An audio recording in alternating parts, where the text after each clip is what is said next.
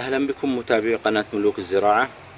كيف نقوم بزراعة نبتة أو شجرة الزعتر من شجرة مرمية في الشارع. نلاحظ هذه الشجرة أو هذه مجموعة الأشجار الزعتر مرمية في الشارع. نختار جزء جيد، مثلا نأخذ هذا الجزء، المهم أن يكون فيه جذور، مثلا هذا الجزء، أو نختار جزء يكون فيه جذور، مثلا هذا الجزء، ونقوم بتجهيزه بتقليمه ونقوم بزراعته في الأرض مباشرة. لاحظوا لقد جهزنا مجموعة من النبتات أو الجذور التي سوف نقوم بزراعتها في الأرض. مثلا عندنا هذا الجذور نقوم بزراعتها في هذه الحفرة.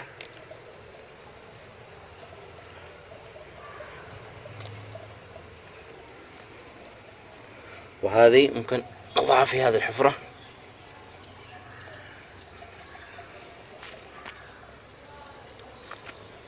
ونضع هذه في هذه الحفرة. الآن نقوم بعملية الدفن وعملية الإرواء. نروي هذا ونتابعها خلال أيام.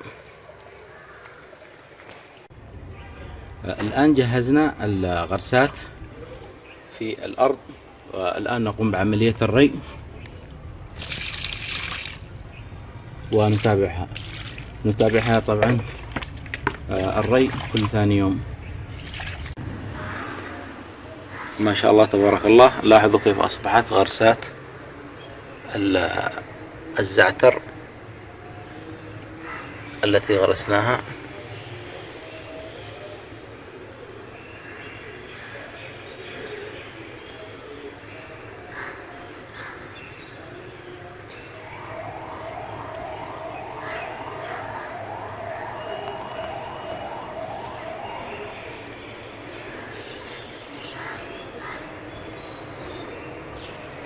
بعد مرور تقريبا 15 يوم لاحظوا كيف أصبحت.